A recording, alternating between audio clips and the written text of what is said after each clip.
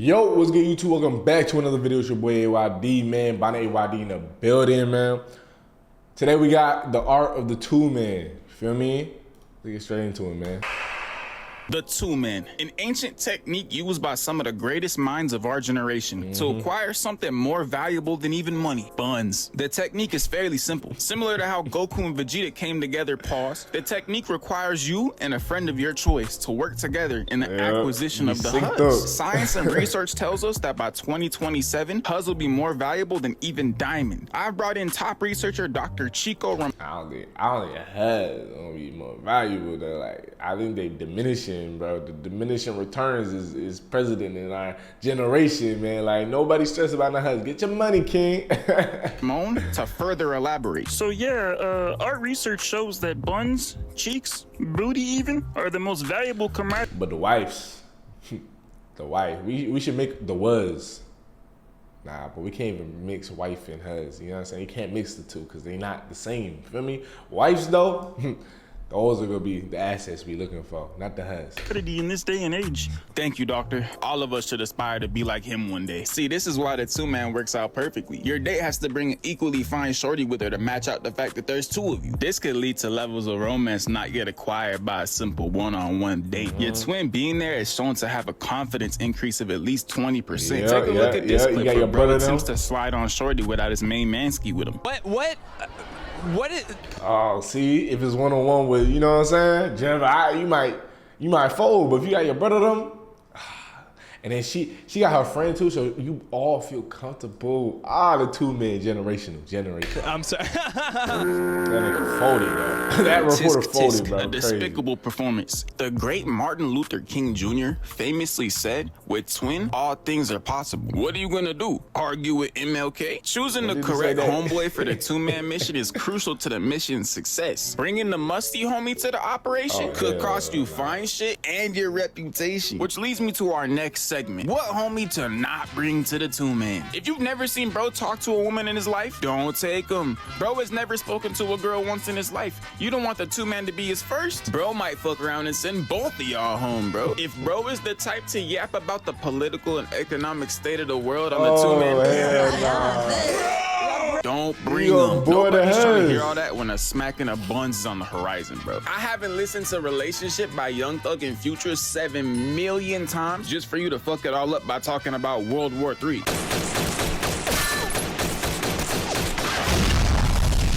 All I'm saying is, bro, there's a time and a place to talk about the tariffs. Right now, I'm trying to tear up some buns. You feel what I'm saying?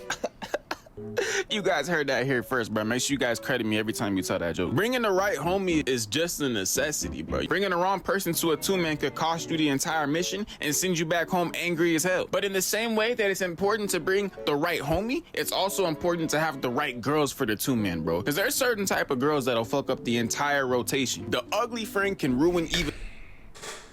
The fridge protector. Oh my, Hall of Fame glass. Oh my God, bro. Them board protectors, bro. Yeah, you gotta get them out of there, bro. If her friend remotely brings the fat friend, bro, you gotta call the two-man off immediately, bro, because she's already gonna be, feel me? Yeah. Even the greatest two-man duo. This is usually the comfort friend, and she's mad she's even there. A simple request like, y'all trying to hit the movies after this, will make her go ballistic. Like, why he mad, bro? Why he mad all the time? We want to go home. Whole time, her friend is having the time of her life. These girls usually rock the Starla build, and their ability to get angry as fuck has got to be studied. We brought our top scientists to analyze this once again. Yeah, so, scientific studies have shown that, these hoes do be mad. Yeah, thank you, doctor.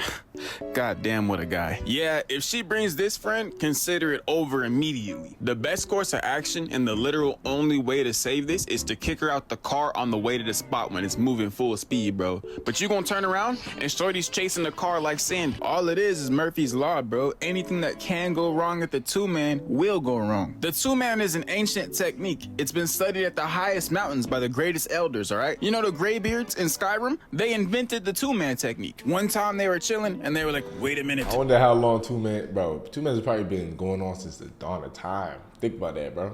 Like ancient. You know what I mean? Like, imagine the Greeks, like the ancient Greeks, or like the Romans hitting the two-man.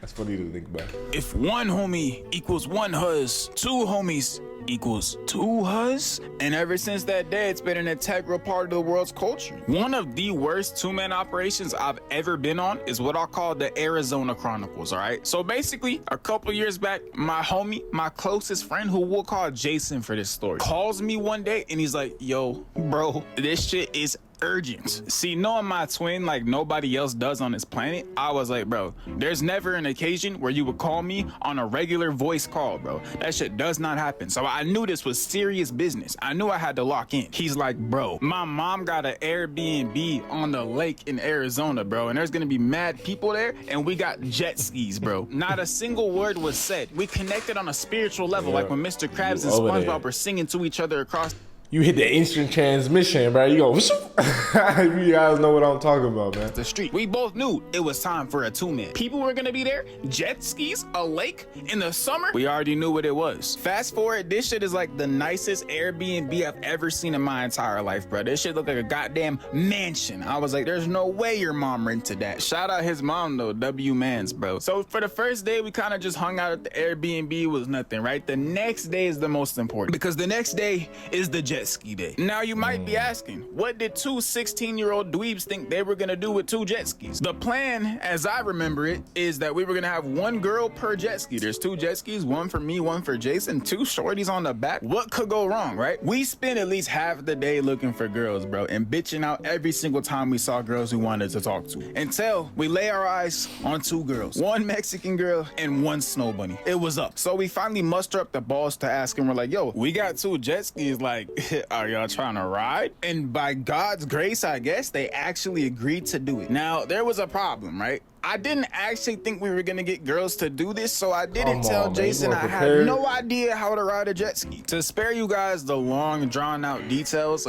this story ends with me nut to butt with Jason on a jet ski while the girls took the other jet ski for themselves. We did not get any digits that day, any buns, and you guys just got used. See, already, bro, the best two mans, you have to have a B&B or a crib that they pull up to. Y'all play games, y'all play drinking games, whatever, man. And yeah, that's the best two mans. And he was mad as hell. And not to mention, our jet ski broke down and we got stranded in the middle of the lake. It was not a good day. We left that Airbnb and went back home the next day with no results, but you know what? It was a learning experience. I tell you this story to tell you this two-man shit, it's not a game, bro. This two-man shit gets serious, all right? One fatal mistake, one miscalculation fucked up the entire operation. You gotta be completely upfront and honest about the two-man, bro. If the two-man is at Six Flags, you better be honest about the fact that you're scared of roller coasters. The two-man is an ancient art, one that shouldn't be performed by amateurs, all right? It takes years to actually master this art, all right? See, I was in my rookie years at that point. 16 was far too young to actually perform a successful two-man mission. I consider the two-man mission like a martial art, alright? You aren't gonna jump in and be a goddamn black belt. It takes years of training and mastering to be out here like Batman, alright? Sometimes you gotta run two-mans with the ugly hoes. I agree. Listen, that's with anything, man. With practice comes perfection, you know what I'm saying? By the way, we here in the Chico family find all women beautiful and would never consider any women ugly. Anyways, though, it may seem counterproductive to run a two-man mission with the ugly huzz, but hear me out, all right? Running a two-man with the girl of your dreams off rip will have you fumbling like the Chiefs at the Super Bowl. It's just not a good look, gang. The less fortunate looking hoes may be better to get your game right and test some lines that might cause you fine shit. Losing shit is a lot better than losing the potential love of your life, gang. I've ran two-man missions with girls that I would never date a day in my life. This experience taught me what things to say, the plays to make, the strategies. Yeah, you need to get a little dirty before you can, you gotta do a little, test the shots before you actually make big plays, and what things not to say. Again, treat the two-man like a martial art and you'll be out here moving like Bruce Wayne and Tony Stark. Everyone tries to skip the trial stage and jump right to the final boss, but try that shit in Breath of the Wild and see how that shit works out for you. In my many years of studying the two-man like the ancient one, I believe I'm finally able to answer the age-old question. Is the two-man a reasonable and successful method of pulling the hose? In my expert opinion, yes. Having a girl with her friend might just take off the awkward edge for her if they both down. If they to have your two best girls is like, yeah, you know what I mean? I don't do none of that no more, bro. Y'all know I'm cuffed up. Feel me? I'm just saying from past experiences. No more. And for you, you might be more smooth and less dorky just because you don't want to embarrass yourself in front of the broski. Her comfort's there, your comfort level is there, and you might just be relaxed enough to say some smooth shit. All in all, in my expert opinion, take the chance. Run that 2-man. You might just take a dub. I'm a macho nigga now, man. I'm a macho, man. You know that. But anyway, man, that's been the art of the 2-man. Let me know in the comments what y'all think and like y'all tips and tricks and shit like that, man. But I'll catch you guys in the next one. Peace.